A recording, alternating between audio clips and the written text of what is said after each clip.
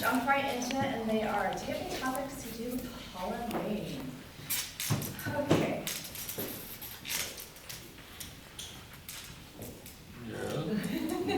I was just waiting for that. Chris Miles. Well, now, right out of the gate. Did you watch any scary movies over Halloween? And if so, what do you love about it? Halloween, I'm frightened by Halloween. My house is arrayed with a kaleidoscope of ghastly, horrible masks. The only problem is we have no kids in the area. So all the goodies hanging in the front door and the side gate go basically untaken, uneaten. But I was going to tell you about the tallest, biggest kaleidoscope in the world. It's in the Catskill Mountains in New York, in Catskill Corners. If you haven't seen it, it's 90 feet tall, huge, and you go under it and you lie under it and you get an incredible Halloween feeling. Thank you. Thank you.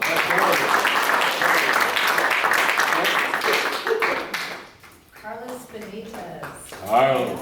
You get it, Carlos. Have you ever celebrated All Hallows Eve? All Hallows Eve. You did it. Yes, as a matter of fact, I have. For the Hispanic culture, it is very popular, El Día de los Muertos. And that's going to come up very soon. And so what they do is they honor, I don't know if everyone has ever seen the movie Coco. Wonderful, wonderful, wonderful depiction. And basically the premise is that when someone dies, if you don't honor them and showcase them, that they're going to remain in this purgatory forever and never be able to seek the eternal life. So for us it is an honor to be displaying our family pictures. We do an altar. You see all these crazy things, and it's really gotten to be something like a Halloween version of what it really is. But it's truly an honor because it's a rite of passage of sending our loved ones on to a better destiny. And so that's what it's all about. And I'm really looking forward to it. As a matter of fact, tomorrow they'll have a mass at St. Margaret Mary, and they have a book of life that you get to sign their names in, your family's name in. So I'm really looking forward to that. It's a day of obligation, and it's just something that every year, you know, I'm going to honor, of course, my mother, my father, my aunts and uncles, and all my friends of the past. My buddy Tim Rickey, who was here. So it's really, truly an honor. So thank you for indulging me.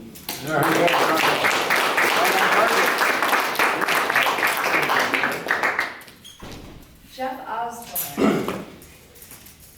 If you could celebrate Halloween in another country, where would you go and why? Good question. Good morning, Toastmasters. Good morning, Jeff. How are y'all today? Good. Feels good seeing you. I'm wearing your shoes. Thank you. Anybody go trick-or-treating last night? No? No one has? I got kids. And did anybody hand out candy? Yes. Yes? A lot of kids? Any good No, costumes? no kids. No kids? Yes. Twice as many? Let me tell you, I felt like I got a workout after I was walking around so long. It was just so much, so much. I have a powerful quote to say. You must be the change you wish to see in this world. So be the kaleidoscope. Be the consistent changing pattern. And what was the question? If you could celebrate Halloween in any other country.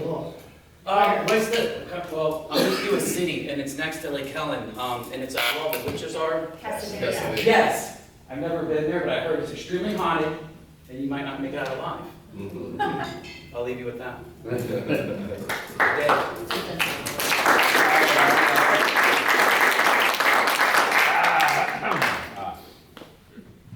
Okay.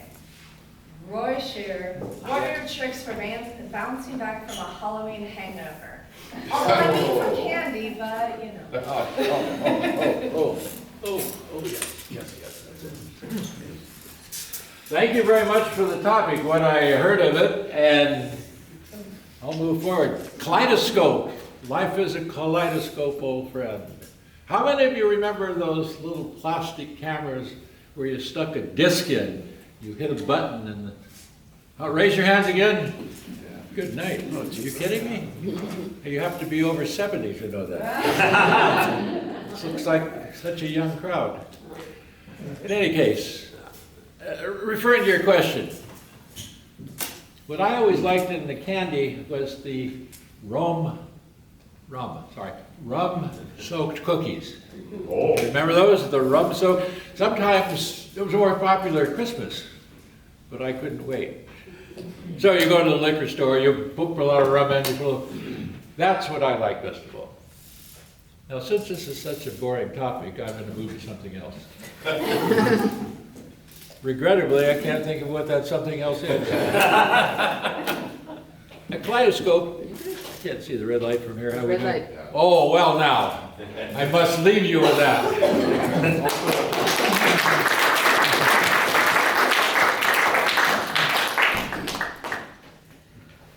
Cat's black.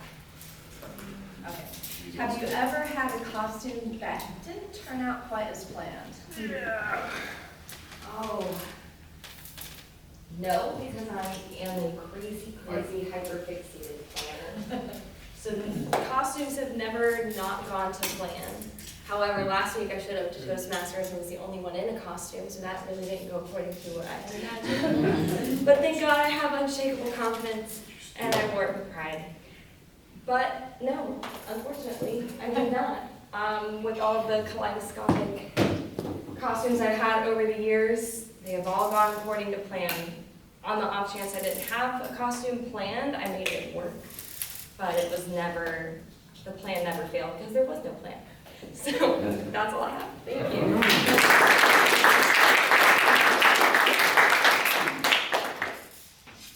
Gail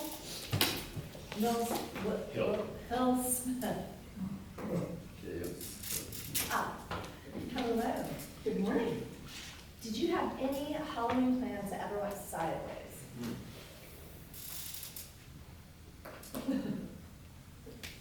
Thank you, Madam Table Topic Master. Did I ever have Halloween plans that went sideways? No, but I did have a sideway costume. Does that count? And some of you guys might remember, I was with a former member, Carl Ryder, at a Halloween costume party. And a hurricane, oh geez, had just blown through. So we went as a blowing duo in the hurricane. We uprighted an umbrella. We moosed our hair. He stuck a wire in his tie as if it was blowing. We had raincoats with leaves and whatnot glued on them. And you can just imagine that when we walked into the hallway or wherever it was, I don't even remember, we looked like a sideways blowing hurricane duo. That was fun. Thank you.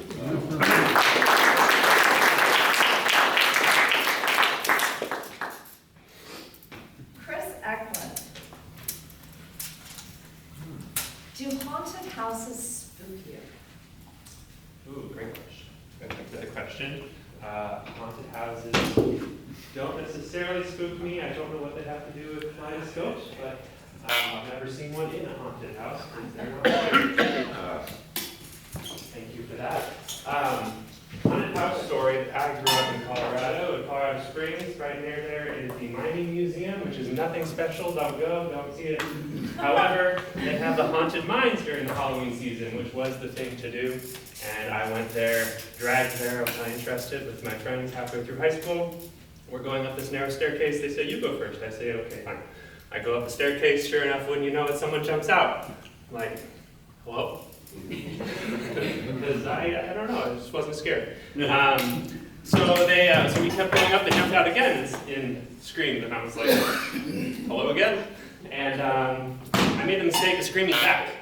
At which point they stopped screaming and said, how rude, don't do that. And that's the end of my story.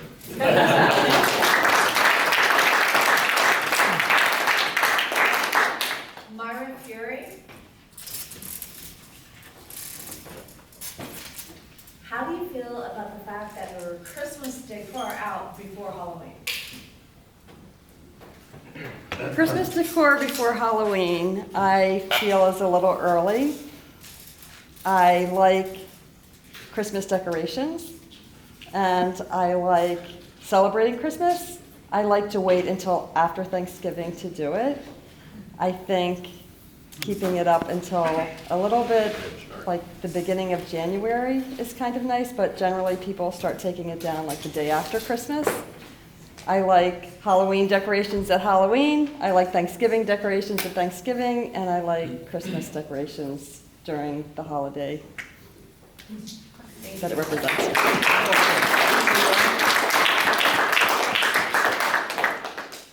Ellen Weiss.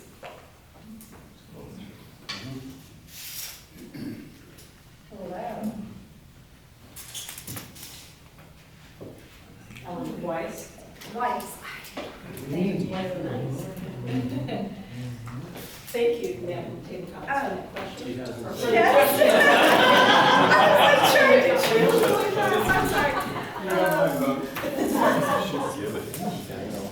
Do you go, all right, so let's go back to Christmas, okay, instead of Halloween. Do you like a fake tree or a real tree? I like a real tree, I really do. But I have a husband, Herb Weiss, who is a former member of this club, and he didn't want the hassle of going out and buying a real tree. So we have a fake tree. And then recently, he's kind of been complaining about that. So this year, I have a Christmas decorator, a friend that's in the decorating business, and she's going to put that tree together. Now, the big problem is, she's a University of Florida grad, and I had to tell her that our tree, not for me, but for my husband, is really geared to Florida State. It's got a tree topper that's a big Florida State tree topper. That is going to be, she even wrote about it in her newsletter that she sends out to clients. It didn't include my name, but I was kind of embarrassed that I had to tell her about that. So I'm not sure how it's going to come down, how it's going to look, but I'm sure she'll put aside her bias against Florida State, and she will make it look fabulous.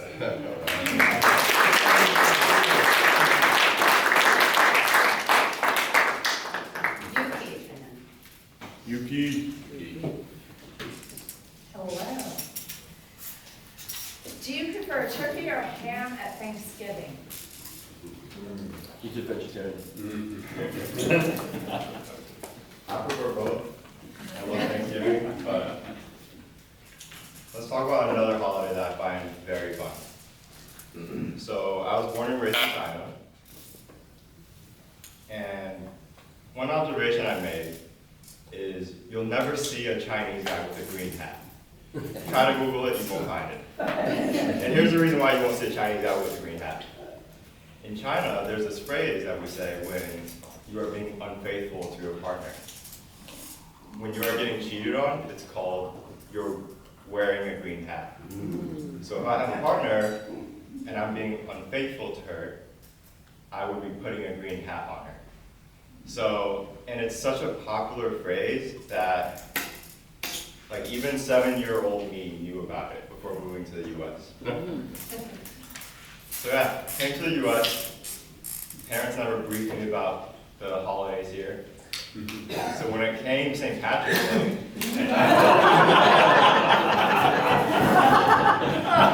7-year-old me was walking around laughing at everybody wearing the green hats.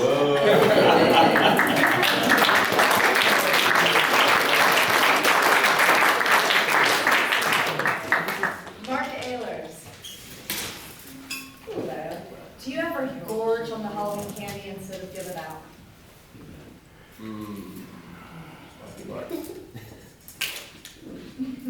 Yes.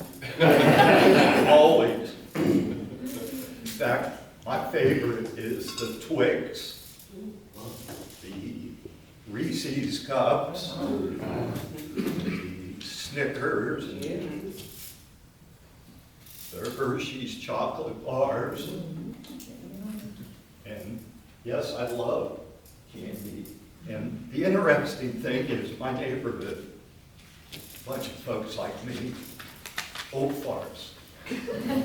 There's really very few children. My neighbor has 2 children. The youngest just graduated from high school. So nobody does Halloween anymore.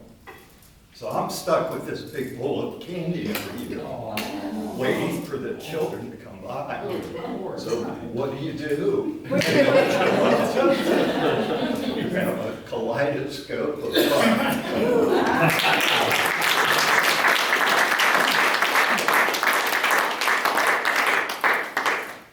Alexander Stan, Friendship. what is it? Sure. Friendship. Friendship. All right. So, have you ever seen the Macy's, or did you make a habit of seeing the Macy's Thanksgiving parade? I have, but it doesn't really interest me that much, to be honest. For me, I guess my biggest holiday would definitely be Christmas. I feel like it's way more enjoyable. Personally, I love the trees, the Christmas trees, I love the lights, I love all of that. But since we're in Halloween, let's talk about Linda Miller's party, if you guys have been. I've seen many faces of you there. So, how many of you went to the haunted house? All right, we're gonna go back to you real soon.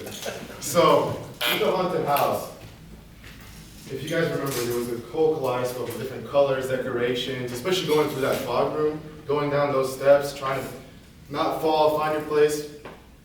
But my favorite part was definitely at the end, where we're waiting in this big room. It kind of looks like a train car, I believe.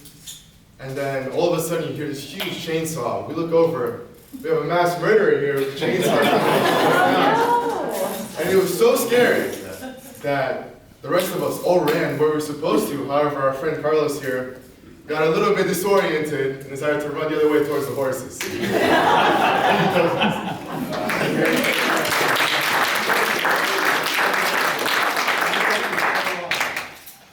Benjamin, you read it. Not here. What is your recommendation to survive the holiday season? Holiday season. Well, I want to start out by saying that the kaleidoscope is misspelled. K-A-L-I-E, no K-A-L-E-I, reverse. That's my contribution to the work.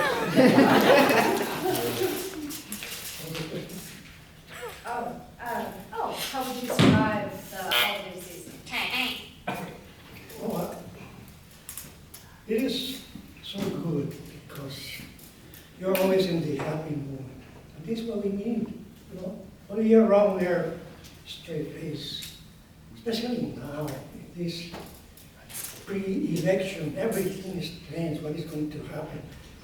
And then vote for this, no, this, vote for this. And the worst part is that usually those that are going to be elected, they most often do not spell out the programs, but they charge against the other. So this is not a good thing.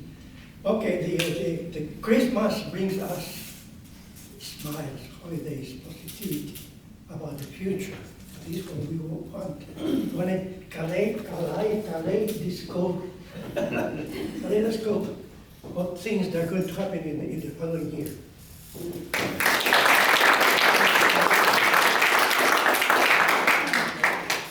Therese? Faye. Hello, gorgeous. Since you are a fashionista, what is the best fashion to wear during the October season? Good morning, Supervision. Good morning. Fashionista, boots. When I first moved to Florida from Boston, I used to laugh at people who wear boots. I was like, really? It's not even cold. Why does everybody got boots on? It's a beautiful day. Now, 50 degrees, I was like, boots on. Give me that jacket. I do not care. But in the October season, whatever we have right now going on, whether you celebrate Halloween or you're ready for Christmas or whatever's coming up, put on those boots. on top of it, and be the fashionista and be unique everywhere you go. Don't be the simplistic, add some flavor to your outfits. Thank you.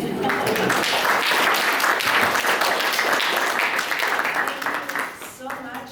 Did everybody qualify? Yes, they did. All right, please vote for 2.